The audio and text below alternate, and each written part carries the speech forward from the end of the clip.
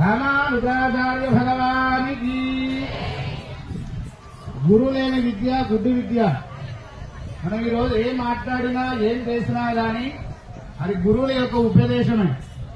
ముందుగా మన గురువులు ఎవరయ్యా అంటే తల్లిదండ్రులు. తదనంతరం మనం నేర్చుకున్నటువంటి ఏదైతే పాఠశాలలో ఉన్నటువంటి అధ్యాపకులు.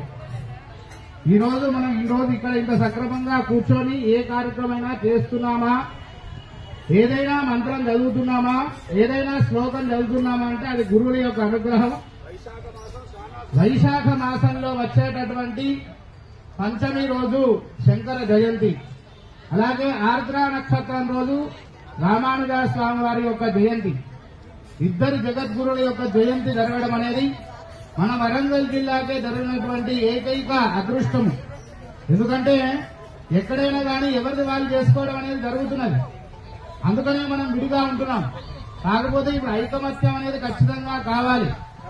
ఏ గురువు అయినా కానీ మనకు మంచి మార్గాన్నే నేర్పిస్తారు తప్పించి కానీ వేరేది ఏం నేర్పివ్వరు. అద్వైతము విశిష్టాద్వైతము రెండు అదే చెప్పినది. ఇప్పుడు వారు వివరించింది కూడా అదే. ఈ రోజు మనం అందరం కూడా ఇంతమంది మీరు వచ్చినారు అంటే గురువు యొక్క అనుగ్రహం.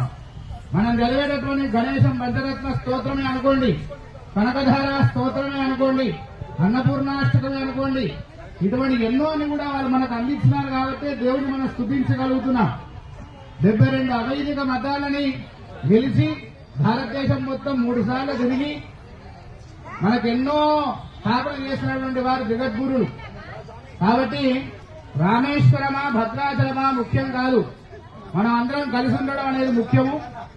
అలాగే ఇటువంటి శుభ తరుణంలో మనకు చాలా మంచి కార్యక్రమాలు జరిగినాయి దేశంలో. ఒకటి ముఖ్యంగా ఏంటంటే కంచి కామకోటి పీఠాదిలో ఉత్తరాధికారిగా ఇంకో స్వామిని మనం నియమించుకున్నటువంటి సన్యాసత్వాన్ని మనం చూశాం. రెండోది జగద్గురు శంకరాచార్య స్వామి శృంగేరి వారు ఏదైతే భారత సైన్యానికి కొంత విరాళంగా 50 కోట్ల వరకు ఇవ్వడం కూడా జరిగింది.